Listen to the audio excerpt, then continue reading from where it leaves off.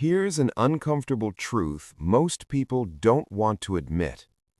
Highly intelligent people don't try to understand everyone. They don't try to fix everyone. And they definitely don't tolerate everyone. In fact, they quietly distance themselves from certain people, not out of arrogance, not out of ego, but out of self-preservation. Because the real danger isn't being surrounded by people who are less intelligent. It's being surrounded by people who refuse to think, people who argue without listening, who react without reflecting, who choose comfort over truth. And the longer you stay around them, the more they slowly reshape the way you think. Arthur Schopenhauer had a brutally honest view of human nature. He believed that most people don't actually think for themselves. They don't question their beliefs. They don't analyze their reactions. They don't seek truth. They simply respond automatically.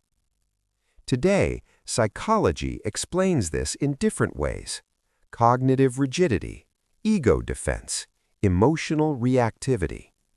But in simple terms, people are not trying to understand reality. They are trying to protect their identity. And that changes everything. Because when someone is emotionally attached to being right, no amount of logic will reach them. You can bring facts, you can stay calm, you can explain things clearly. It won't matter. Because they're not listening to learn, they're listening to defend.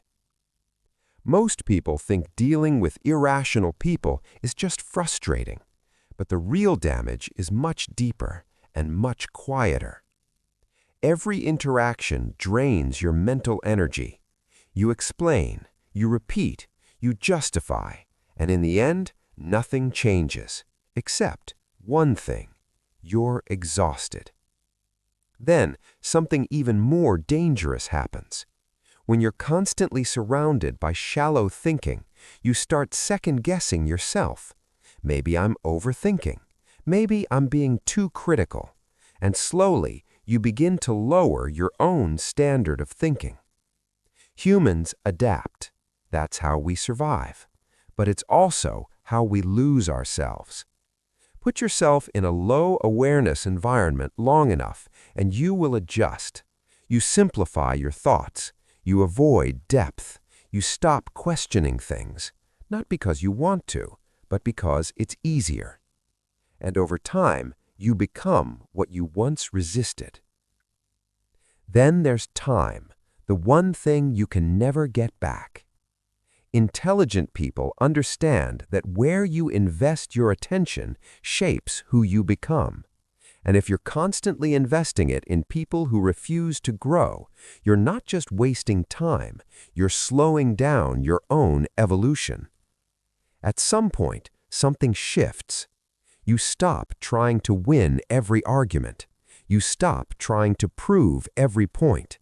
You stop trying to wake people up. And you realize something simple but powerful. Not everyone is operating at the same level of awareness. And that's not an insult, it's a reality. Trying to force understanding where there is no openness is like trying to teach advanced mathematics to someone who refuses to learn basic numbers. It's not going to work. This is where intelligent people make a different move. They disengage. They observe more than they argue. They listen more than they react.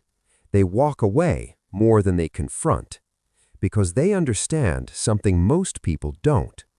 You cannot reason someone out of a position they didn't reason themselves into.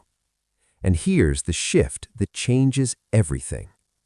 Distance is not arrogance. Distance is clarity. You are not obligated to engage with everyone. You are not required to explain yourself to everyone. You are not responsible for changing everyone. In the end, this isn't about judging people. It's about protecting something far more valuable: your mind. Because your environment shapes you. Your conversations shape you. The people you spend time with shape the way you think. If you surround yourself with people who avoid responsibility, reject truth, and resist growth, then no matter how intelligent you are, you will slowly start to mirror them. The message is not to hate people. The message is to be selective. Be selective with your time. Be selective with your attention. Be selective with your environment. And the next time you feel the urge to argue, to prove a point, to correct someone, pause. Ask yourself one simple question. Is this person capable of understanding or just committed to being right? If it's the second one, there's nothing to win. Because intelligence is not about winning arguments. It's about knowing which ones are not worth having.